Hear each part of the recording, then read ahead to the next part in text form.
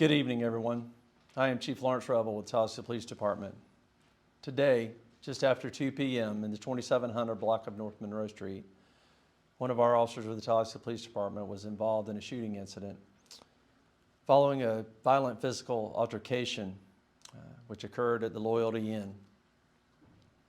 Less than 2 hours earlier, our officers had responded to this location and dealt with an individual who was eventually trespassed and told to leave the location and not return or he would be arrested. One of our officers remained on scene while they were completing paperwork and noticed this subject when he returned. The suspect, 36-year-old Willis Adams, violently resisted the officer's attempt to take him into custody. The officer tried multiple times through verbal commands, through less lethal forces like his taser and his baton to bring this situation under control and to bring Mr. Adams into custody or take Mr. Adams into custody. After this didn't work, Mr. Adams violently attacked the officer. During this struggle, the officer drew his firearm and a struggle ensued over that firearm. During that struggle, the firearm discharged, striking the officer in the hand. The officer immediately lost control of the weapon at that point, and the suspect gained control of the weapon and retreated. The officer sustained a gunshot wound to his hand, and is expected to recover. A secondary officer responded to the scene as well as many other police officers, and in their encounter with this suspect, he violently resisted them as well, also reaching for that officer's gun. The suspect was eventually taken into custody with the assistance of officers from the Gaston County Sheriff's Department and the Leon County Sheriff's Office who saw this altercation happening and stopped. So thank you very much to both of those individuals. Less than 6 months ago, I stood before you with another one of our officers being shot. And I'm here to tell you, violence against our officers will not be tolerated. Violence in our community will not be tolerated. We take very seriously violence in our community, and it is totally unacceptable when this violence occurs, and especially when it occurs against the men and women who dedicate their lives to serve this community. I am very thankful to the men and women who dedicate their lives each and every day to serve this community. This is just one example of what our officers face each and every day and what their families face each and every day. I'm thankful for their service. I also want to thank our state attorney, Jack Campbell, who has pledged his full support to this case and who always ensures that those who injure our law enforcement officers and those who injure members of our community are brought to full justice. I also want to thank all of those with the Tallahassee Fire Department, Leon County EMS, and Tallahassee Memorial Emergency Room personnel who gave great care to our officer. Our officers displayed unbelievable courage tonight. And thank God they're all going home. Policing in this community does not come without your assistance. We need compliance. We need people to speak up when they see something. We need people to know that justice will be served to those that commit any criminal activity in this city. Out of respect for the officer, I will not be releasing his name tonight. Before I open the floor for questions, I again want to say thank you to the men and women of law enforcement who see things like this and stop. Thank God those two officers did. And with that, I'll take any questions that you might have. I have a question. So as you mentioned, this is the second one, within a year's span, if not less. And I'm just curious, what do you think this has to say about our community's increasing gun violence and increasing, challenges that our officers are facing here? Well, it's true that our society seems to be becoming more violent. And our officers, again, face that every single day, and their families face that every single day. So all I can tell you is that we, as the city of Tallahassee and the Tallahassee Police Department, are committed to continue to make this a very safe city. And we will work tirelessly to make sure that those people who choose to break the law are brought to justice. And what's already in motion right now for supporting the officer's family who's been injured? Has there been, meal train started, or, GoFundMe's already still going?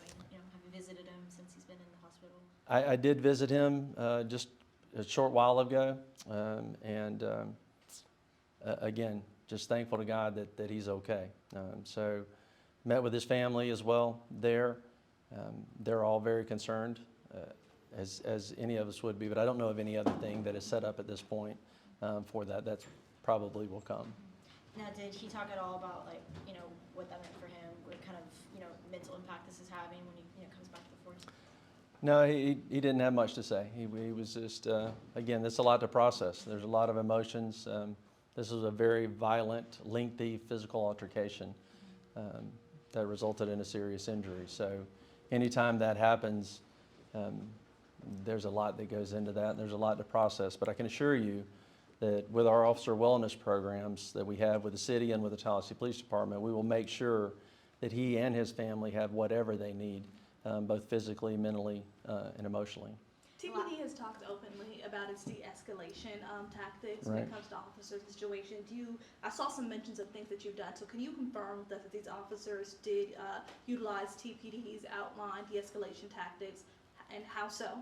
Yeah, absolutely. The officer did a phenomenal job of first giving verbal commands, then when the subject refused those and continued to aggress, the officer then went to his taser and again gave verbal commands before utilizing the taser. The taser was ineffective, and the suspect aggressed the officer again. The officer de-escalated, drew his baton, engaged with a baton.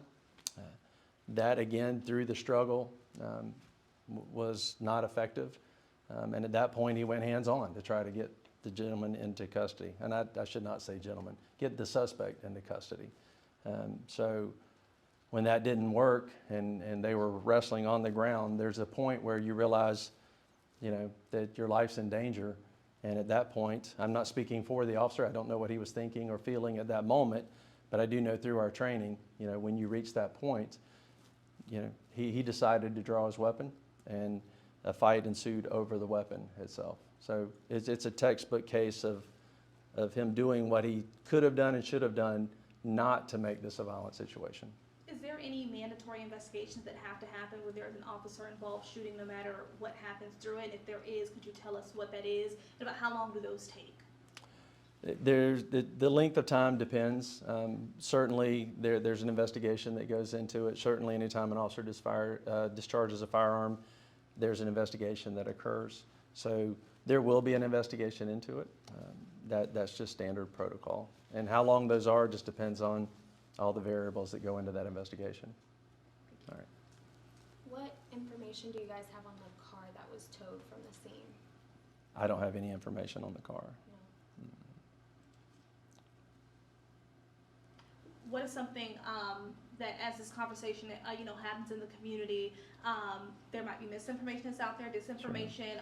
What is something that either we should be saying, you should be saying, or what should be the center of the conversation right now outside of the officer as well? I know there are conversations that also should be being had right now as well.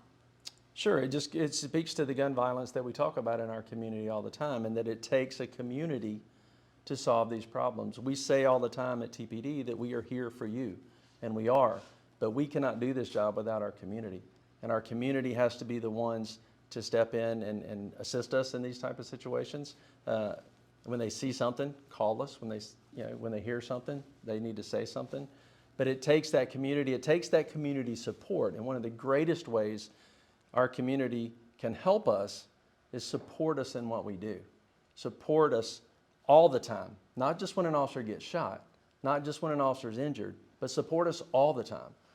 So we have tremendous support from our leaders, from our managers, and they do, Manager Goad and Manager Barber, Deputy City Manager Barber are both here and they wouldn't be anyplace else.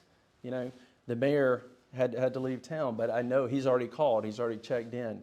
Other commissioners have called and checked in. That kind of support, from them is invaluable.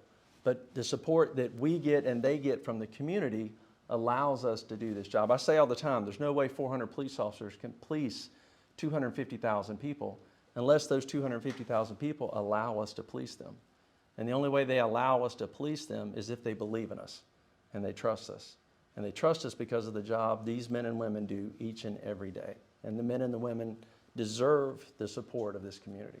What charges is the suspect who you have confirmed that he was taken into custody? Correct. Could be and is going to be facing? Attempted homicide of a police officer is the charge right now, and there may be other charges pending. That'll do it for our questions. Thank you all for joining us today. Thank you.